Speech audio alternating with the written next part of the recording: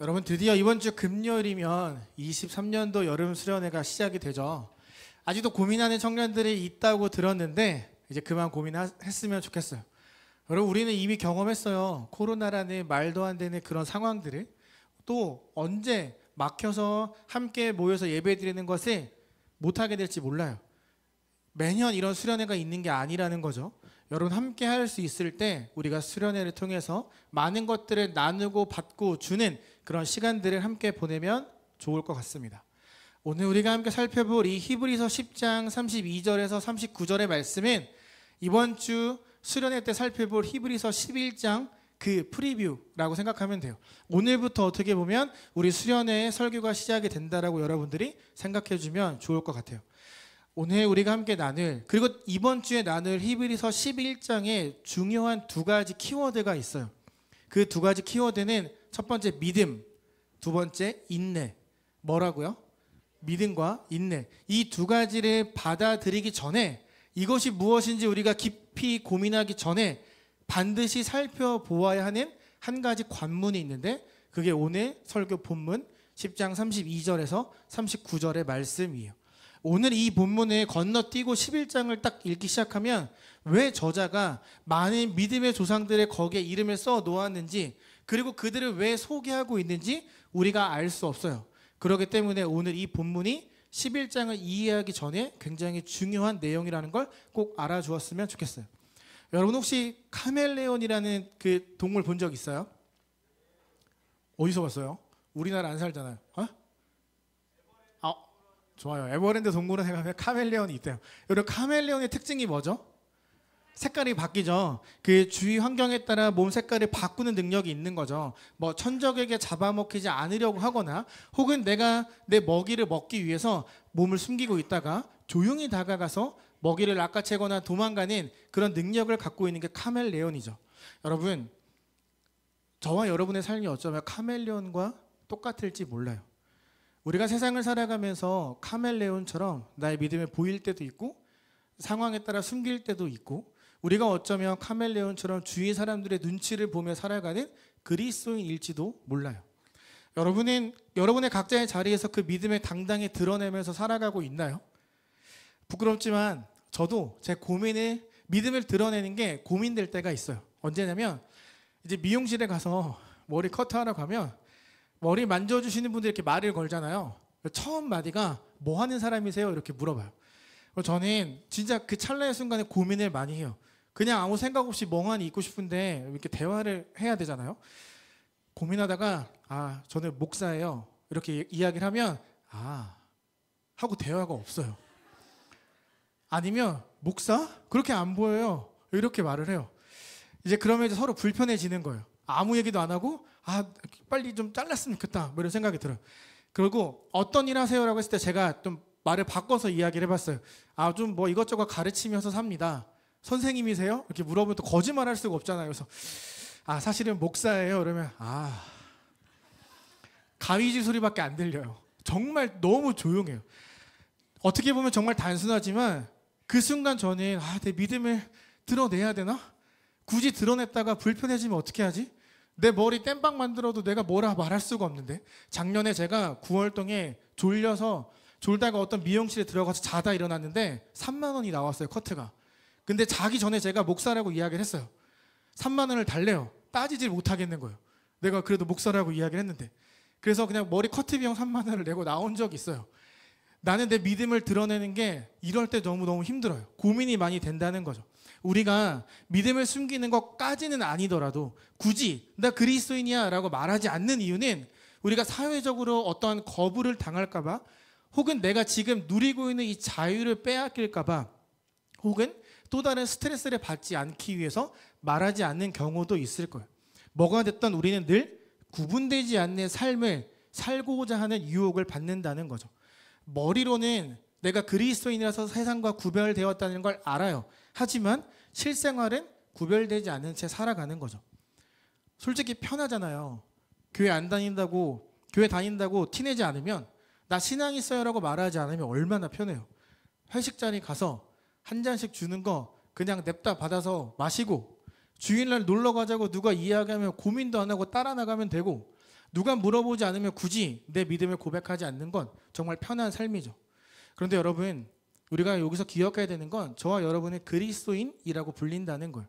다른 말로 이야기하면 나 스스로 편함을 포기하고 어려운 길을 가겠다라고 여러분이 여러분의 입으로 고백한 사람들이라는 거죠.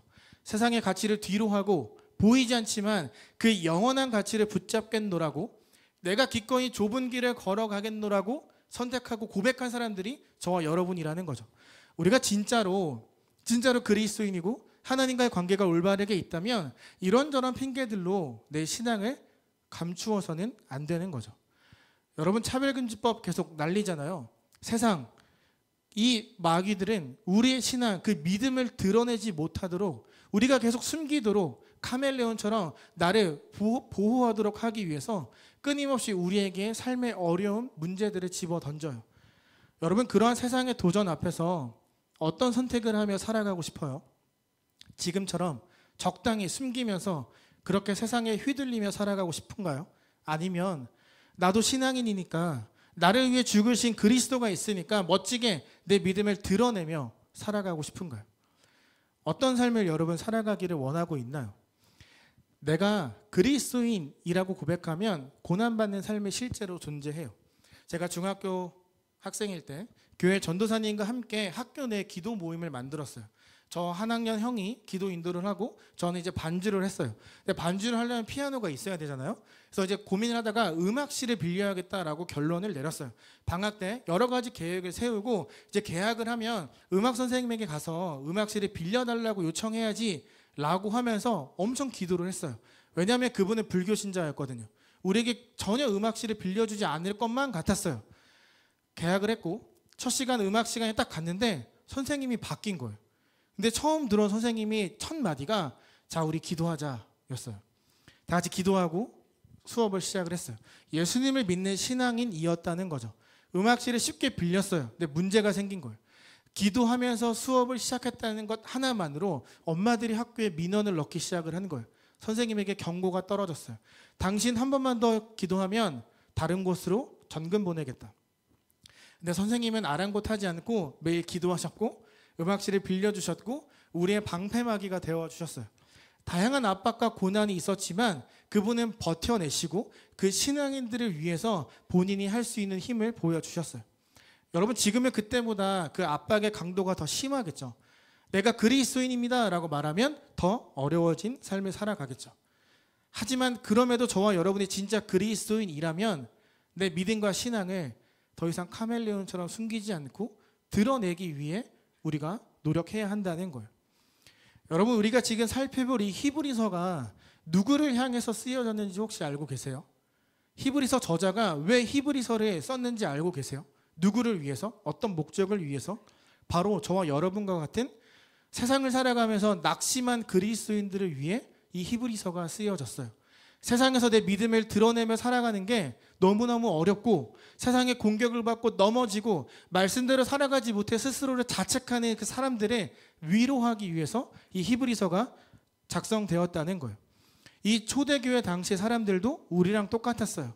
세상 속에서 내 믿음을 드러내느냐 감추느냐, 드러냈다가 받는 피해를 어떻게 할 것이냐, 이런 고민 속에 살아가고 있었어요.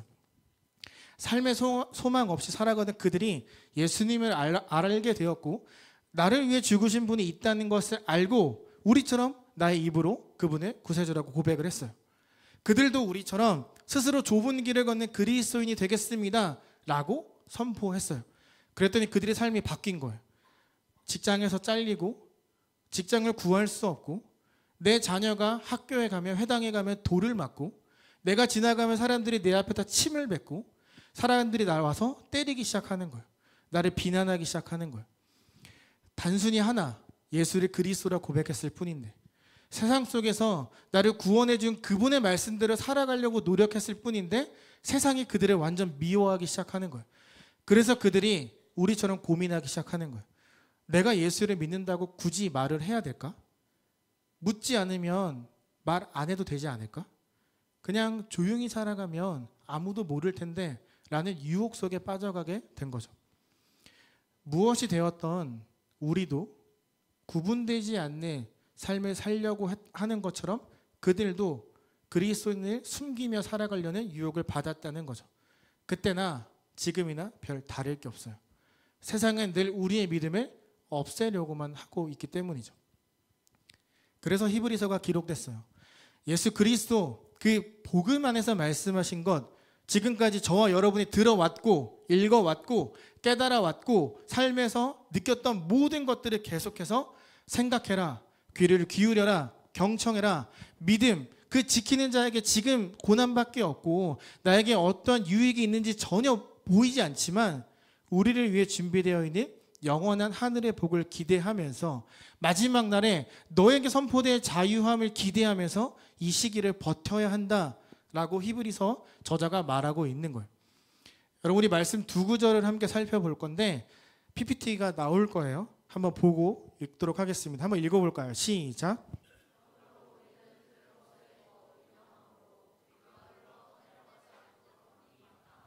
여기 보면 2장 1절에 들은 것에 더욱 유념하라 라고 말하고 있어요. 여러분, 뭘 들었을까요? 우리가 무엇을 유념하며 살아가야 될까요? 네, 맞아요. 좀 더 크게 어떤 거요? 말씀. 그리고 말씀 그 자체이신 예수 그리스도. 한 장 넘겨볼까요? 오늘 우리가 읽은 본문 10장 36절이에요. 한번 읽어볼까요? 시작.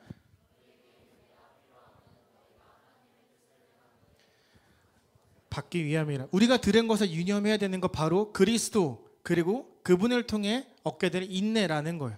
지금 저자는 그리고 우리들에게, 그들에게, 지친 그리스도인들에게 인내해라, 물러나지 마라, 버텨야 한다. 그것이 바로 하나님의 뜻을 행하는 것이고 이후에 약속하신 것을 받기 위함이다. 그러니 지금 당장 어려움과 고민이 있다 할지라도 인내하는 것이 필요하다라고 말하고 있는 거예요. 우리가 인내할 수 있는 이유, 2장 1절, 우리가 들은 것, 예수 그리스도가 있기 때문이라는 거죠. 여러분, 우리가 이번 주 수련회 집회 때 토요일 주일날 함께 나눌 그 11장에 우리가 유념해야 되는 것, 그리고 지친 그리스도인들에게 주는 강력한 권면이 담겨져 있어요. 수세기에 걸쳐 믿음으로 인내했던 사람들의 이야기, 우리와 별반 다르지 않는 사람들의 이야기, 나처럼 똑같은 사람들의 이야기가 11장에 있고 그들이 어떻게 하나님에 대한 믿음을 지켜냈는지에 대한 것들이 11장에 다 기록이 되어 있어요. 아까 우리 주영이가 기도해 줬던 것처럼 이번 수련회를 통해 우리는 하나님과 나와 동역자 서로의 모든 관계를 이어가며 우리가 한 공동체라는 것을 고백하는 시간을 가지려고 해요. 여러분, 12장 1절을 보면 이런 말씀이 있어요. 구름같이 둘러싼 허다한 증인들이 있다. 이거는요, 예수 그리스도 그 한 분으로 인해서 수많은 믿음의 조상들이 있는데 그들이 우리를 보고 잘하고 있다. 너희가 걷고 있는 그 길 너무너무 잘하고 있어. 너희는 진짜 그리스도인이야 라고 우리를 증언해주는 이들이 하늘의 구름처럼 많이 있다라고 말하는 거예요. 다른 말로 성경의 믿음의 조상들이 우리를 응원하고 있다는 거죠. 저 영원한 천국에서 우리와 함께할 그날을 기다리면서 우리를 위해 함께 증언해주고 있다라는 거예요. 한 장 넘겨볼까요? 오늘 본문 32절, 33절이에요. 같이 읽겠습니다. 시작. 우리가 마음에 뿌림을 받아 악한 양심으로부터 벗어나고 몸은 맑은 물로 씻음을 받았으니 참 마음과 온전한 믿음으로. 한 장 넘겨주세요. 시작. 또 약속하신 이는 미쁘시니 우리가 믿는 도리의 소망을 움직이지 말며 굳게 잡고. 우리가 인내해야 되는 이유가 바로 저기에 있어요. 우리가 믿는 도리의 소망을 붙들기 위해서.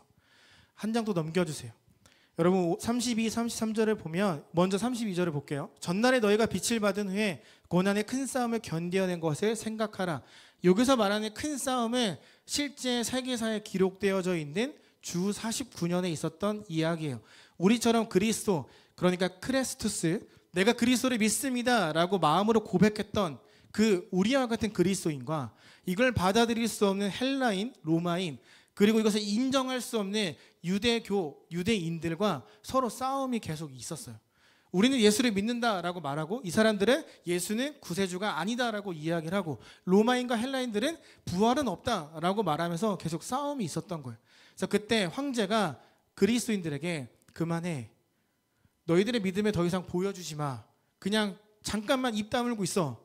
그러면 다 지나갈 거야 라고 이야기를 해요. 근데 그리스도인들이 입을 다물지 않았던 거예요. 내가 믿는 그리스도를 계속 전할 수밖에 없었던 거죠. 결국 황제는 이 그리스도인들을 다 추방시켰어요. 그게 바로 큰 싸움인데 그냥 추방시키지 않았어요. 사람들을 다 세워놓고 로마인, 헬라인 그리고 유대인들이 그들을 둘러싸게 한 다음에 그들을 향해 조롱하도록 만들었어요. 그리고 이 그리스도인들의 조상들의 무덤을 다 파헤쳐서 시신들을 다 없애버리고 불태우고 그런 모습들을 보이며 조롱을 했어요. 한 장 넘겨주세요. 33절에 보면 구경거리가 되고 모든 사람들 앞에서 매일매일 부끄러움을 당하도록 한 거예요. 여러분, 그리스도인들이 얼마나 억울했을까요? 내가 믿는 그리스도를 전했을 뿐이고 내 믿음을 지켰을 뿐인데 매일매일 치욕스러운 삶을 살아가는 거예요. 마치 동물원에 있는 원숭이처럼 사람들이 지나갈 때마다 조롱하고 먹을 걸 집어던지고 그들을 괴롭히기 시작하는 거죠. 33절 위에 환난, 예수님을 위해 당한 육체적인 고통을 말하는 거예요. 여러분, 사람들이 쫓겨날 때 가만히 있었을까요? 이 반대편에 있었던 사람들은 내가 이겼다라고 생각을 하는 거예요. 지나갈 때 돌을 던졌어요. 그들을 가서 몽둥이로 내려쳤어요. 그리스도인이란 이유만으로, 그들이 믿음을 드러냈다는 이유만으로 엄청나게 사람들이 조롱했어요. 그리고 내 자녀도 내 눈앞에서 얻어맞기 시작한 거예요. 엄청난 육체적, 심리적 트라우마가 그들에게 남게 된 거예요. 한 장만 더 넘겨주세요. 그런데 34절을 보면 이런 이야기가 있어요. 한번 같이 읽어볼까요? 시작.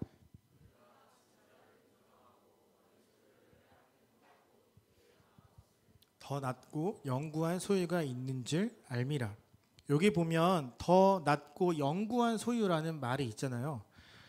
지금 아무리 눈을 씻고 찾아봐도 좋은 게 눈에 보이지 않아요. 우리도 마찬가지잖아요. 우리도 세상을 살아가는데 내 눈앞에 늘 좋은 게 보이지 않잖아요. 여러분이 기도하는 것들이 다 응답되지 않잖아요.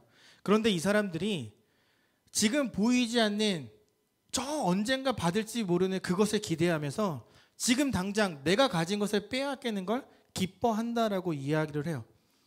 말이 영구한 소유지, 내가 죽어서 천국에 가야 받을 수 있는 것 내 눈에 보이지 않는데 사람들이 지금 것을 빼앗기는데 기뻐했다라고 이야기를 해요. 그리스도를 위해 드디어 내 것을 빼앗기는구나. 나에게도 이런 특권이 주어지는구나. 그리스도를 믿는 것 하나만으로 나에게도 이런 어려움이 찾아오는구나 라고 하면서 사람들이 기뻐하고 오히려 감사하고 있다는 거죠. 여러분, 이해가 되세요? 이 감사를 고백하기 전에 어떤 일이 있었냐면 얻어맞았어요.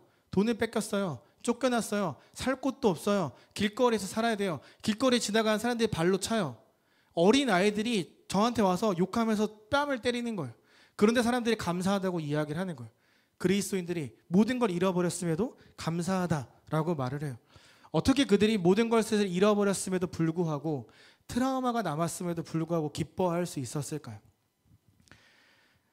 그리스도에게서 우리가 죄의 용서를 받고 첫사랑을 회복했을 때 여러분 어땠어요? 수련회 때 혹은 말씀을 읽거나 기도하면서 여러분의 마음이 뜨거워졌을 때를 한번 생각해 보세요. 여러분이 내가 은혜를 받았다라고 고백할 때 여러분의 마음이 어땠어요? 기쁘지 않았어요? 감사하지 않았어요? 누군가는 울었겠죠. 상황이 바뀌지 않았는데 우리는 그 자리에서 하나님을 만났기 때문에 감사하고 울고 기뻐할 수 있다는 거죠. 근데 여러분, 그 은혜가 365일 매일매일 유지가 되던가요? 소멸되죠. 지금 받았는데 문 열고 나가면서 다 까먹는 거예요. 아, 왜 이렇게 더워? 이러면서 막 짜증도 내고 막 그 은혜를 다 그냥 순간순간 다 까먹는 거죠. 우리가 은혜가 충만했을 때 나 두려운 게 없어 라고 외치다가 점점 은혜가 소멸되면서 두려워하고 낙심하고 소심해지면서 뒤로 물러나는 거예요. 그리고 내 신앙이, 내 믿음이 형편없다라고 생각하게 되는 거죠. 그러면서 언제를 떠올리는지 아세요? 내 믿음이 좋았던 과거를 생각하는 거예요. 아, 그때는 내가 이거 이렇게 견뎌냈는데 왜 내가 지금은 견딜 수 없을까? 그때보다 내가 더 많이 기도하는 것 같은데 왜 난 더 힘들지? 왜 그때만큼 나는 살아내지 못할까? 라고 하면서 자꾸 과거를 회상하는 거예요. 지금의 내 모습과 비교하는 거죠. 지금 여러분의 모습이 그때보다 더 믿음이 성장했고 더 하나님과 가까워졌음에도 불구하고 성장한 그 현실을 외면하고 과거에 좋았던 내 그 희석되어진 그 모습만 가지고 지금 난 은혜가 없어. 난 성령 충만하지 않아. 나 왜 이렇게 변해버렸을까? 라고 하면서 끊임없이 비교하는 거죠. 사랑하는 청년 여러분, 믿음으로 산다는 건 과거의 나와 비교하는 삶이 아니에요.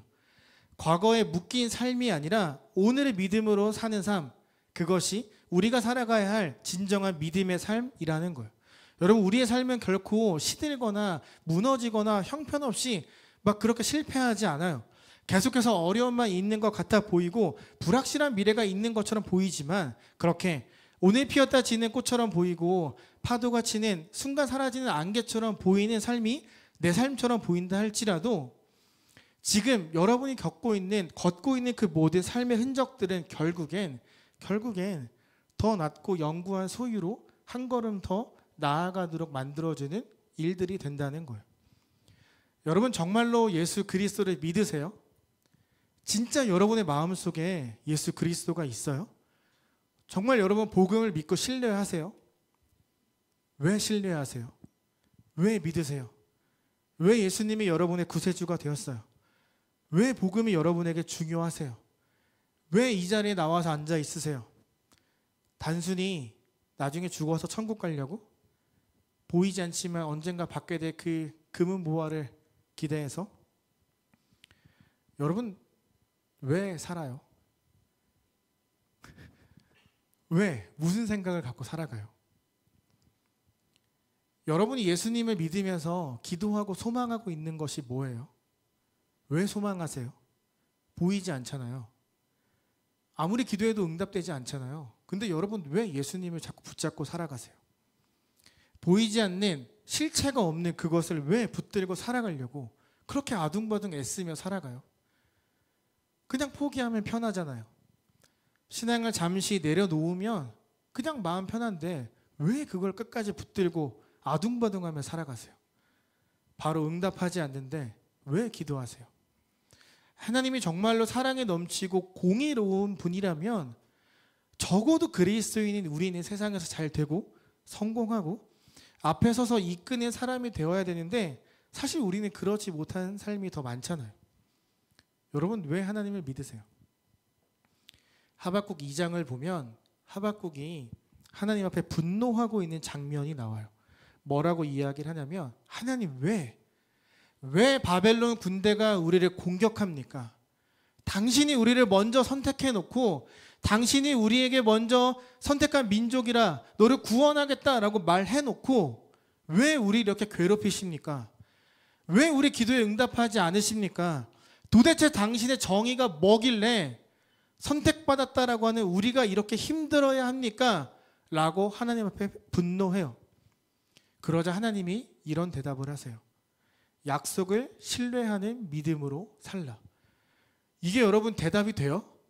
당신의 정의가 뭐냐고, 왜 선택받은 우리가 이렇게 힘들어야 되냐고 물었는데 하나님이 약속을 신뢰하는 믿음으로 살아 라고 말하는 거예요. 그가 원하는 대답이 아니죠. 우리가 기도하고 듣고자 하는 응답은 이게 아니잖아요. 우리가 원하는 답은 내가 겪고 있는 이 현상에 대한 이유와 뜻, 해결할 수 있는 방안이지 약속을 신뢰하는 믿음으로 살아, 이런 뜬구름 잡는 이야기를 우리는 원하지 않는다는 거예요. 그런데 왜 하나님이 하박국에게 우리에게 그런 말씀을 하고 계실까요? 38절이에요. 38절에 보면 믿음으로 살라, 뒤로 물러가지 말라, 하나님이 기뻐하지 않으신다라고 이야기를 해요. 우리가 보이지 않는 하나님과 나와의 약속을 붙잡고 살아야 되는 이유, 뭐라고 증명할 수 없지만 계속 소망을 포기할 수 없는 이유가 여기에 있는 거예요. 여러분 여기까지 왔으면서 여기까지 지금 걸어왔는데 여러분 포기하면 너무 아깝잖아요. 여기까지 믿음의 생활을, 신앙을 지키며 살아왔는데 이제 와서 포기하면 너무너무 아깝잖아요. 만약에 우리가 더 이상 내가 견딜 힘이 없어, 그만할 거야 라고 생각하고 내려놓는다면 하나님이 기뻐하지 않으신다라고 말씀하세요. 얼마나 슬퍼요. 아니 하나님께서 나를 위해 이 땅에 오셨고 죽으셨고 부활하셨고 구원을 우리에게 선물로 주셨는데 아무 자격 없는 내가 구원을 받아서 지금 이 자리에 있을 수 있는데 하나님이 저와 여러분의 예배를 보면서 지금 말씀 나누고 있는 저를 보면서 야 휘석아 난 네가 기쁘지 않아. 난 네가 더 이상 내 말씀을 전하지 않았으면 좋겠어. 난 니들이 받는 예배가 너무너무 싫어 라고 하면 여러분이 얼마나 슬플까요? 나는 지금 이 자리에서 하나님 만나려고 왔는데 하나님이 자꾸 뒤로 물러서고 내 믿음을 숨기고 지친다고 낙심된다고 자꾸 포기하려고 내려놓으려고 하는 우리를 보고 기쁘지가 않아 라고 말씀하신다면 얼마나 슬플까요? 히브리서 저자는 인내해야 한다. 그 끝에 다다랐으니 포기하지 말고 견디어 인내하라 라고 말하고 있어요. 그리스도인이 된다는 건 여러분 마라톤에 경주하는 것과 같다라는 표현을 자주 쓰는데 마라톤 주자들이 42.195km를 달리면서 쉬지 않잖아요. 빠르던 느리던 자신의 그 페이스를 유지하면서 쉬지 않고 달려가죠. 우리의 신앙의 여정도 마찬가지예요. 어떤 대가를 치르더라도 힘들고 지치더라도 내 페이스를 찾고 유지하면서 끝까지 인내하면서 믿음으로 그 삶을 살아내는 모습을 하나님이 보고 기뻐하고 계신다는 걸 우리가 기억해야 되는 거예요. 마라톤의 끝이 있는 운동이죠.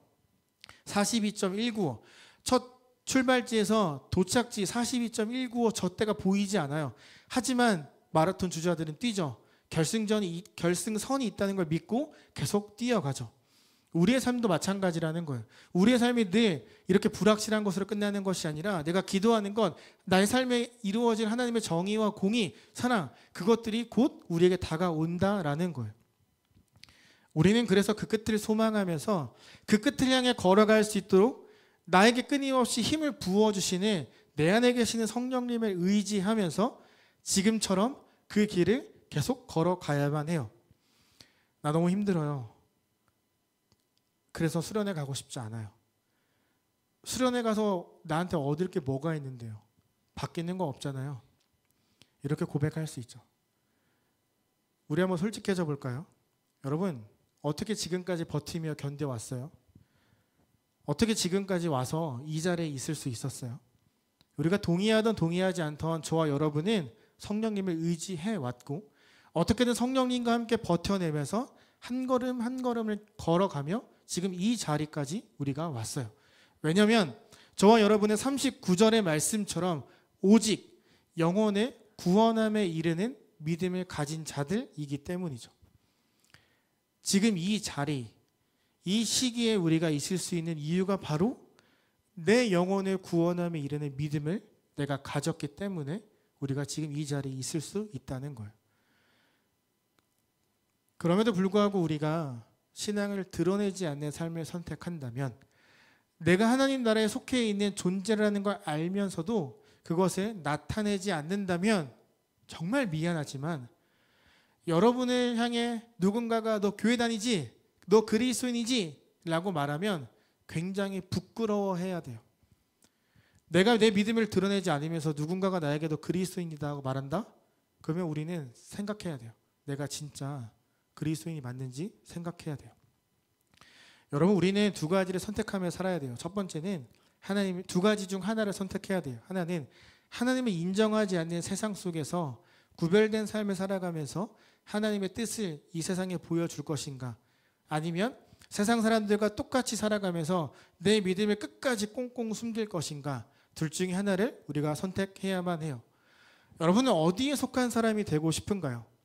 구원을 얻고 믿음으로 살아가는 사람이 되고 싶은가요? 아니면 구원은 얻었으나 그것을 숨기며 살아가는 사람이 되고 싶은가요? 사랑하는 청년 여러분, 믿음은 선택사항이 아니에요. 여기서 말하는 구원을 얻는 믿음은 적극적일 뿐만 아니라 인내하는 믿음을 이야기해요. 인내가 구원을 주는 것은 아니에요. 구원의 은혜를 유지하는 것도 내가 아니에요. 오직 그리스도의 복음을 신뢰하고 인내하는 그 믿음 위에 능력을 더해 주시는 하나님으로 인해서 우리가 한 걸음 더 나아갈 수 있게 된다는 거예요. 그리스도와의 매일의 관계를 통해 내 인내의 믿음이 조금씩 한 뼘씩 계속 커져가고 있다는 걸 우리는 꼭 기억해야만 해요. 여러분 갈릴리 호수 들어봤죠? 사해 들어봤죠? 그 옆에 훌레라는 호수가 하나 있어요. 이 호수는 훌레후수라고 말하기도 너무너무 부끄럽게 늘 메말라 있어요. 그리고 사해는 모든 생물을 죽이는 높은 염도가 있고 그 가운데 있는 갈릴리 호수는 많은 물고기들이 살아가고 있어요. 만약에 저와 여러분이 성경을 수없이 읽고 설교를 들었음에도 삶의 변화가 나타나지 않고 인내하지 않고 카멜레온처럼 나를 숨기며 살아간다면 미안하지만 그 사람의 모습은 비가 아무리 와도 물이 채워지지 않고 늘 메말라 있는 훌레호수와 같은 그런 사람이 되고 말 거예요. 영적으로 채워지지 않았음에도 불구하고 종교적인 열심을 갖고 살아가다가 결국 메말라서 모든 것을 소진하고 나와 공동체에 상처를 주는 사해호수처럼 우리가 될 수 있어요. 카멜레온과 같이 내 믿음을 숨기고 드러내지 않기를, 말 이상하네. 카멜레온과 같이 상황에 따라 내 믿음을 숨기고 그렇게 살아가는 사람들이 되지 않기를 바라요. 여기 말한 것처럼 뒤로 물러가면서 스스로 멸망의 길로 가지 않는 저와 여러분이 되기를 바라요. 히브리서 11장은 바로 여러분들을 위해 있는 말씀이에요. 우리가 앞으로 믿음으로 이루어낼 영적인 회복, 넘어지더라도 다시 일어날 강한 신앙인이 될 수 있도록 도와주는 말씀이 히브리서 11장이 될 것이고 12장 1절의 말씀처럼 구름같이 허다한 그 증인의 일원이 될 중요한 기회가 여러분에게 주어졌어요. 구원에 이르는 믿음을 갖고 뒤로 물러서지 않는 그 교회의 일원이 바로 나라는 것을 세상에 보여줄 기회가 지금 이번 주에 여러분들에게 주어졌다는 거예요. 사랑하는 여러분, 구원을 얻는 이 믿음은 내 적극성도 필요하고 인내하는 것도 필요해요.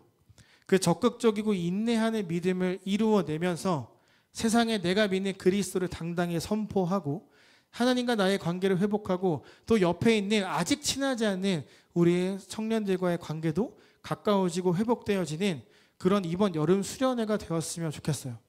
여러분, 히브리서 11장에 지쳐있고 낭망해 있는 여러분들을 위해 먼 예전 2000년 전에 쓰여진 말씀이에요. 그 말씀이 여러분의 삶에 힘이 되고 이번 올 한 해를 그리고 우리가 매일매일 평생을 살아갈 수 있는 힘이 이번 수련회를 통해 여러분에게 주어지기를 바라며 기도하며 준비하고 있으니 오늘 신청 안 한 사람들은 신청을 하시고 함께 기대하는 마음으로 수련회에 갔으면 좋겠어요. 여러분, 날이면 날마다 오는 수련회가 아니에요. 올 한 해 딱 한 번 있는 수련회 함께 가서 많은 은혜를 나누고 힘을 얻고 돌아오는 시간들이 되기를 예수님의 이름으로 축복합니다.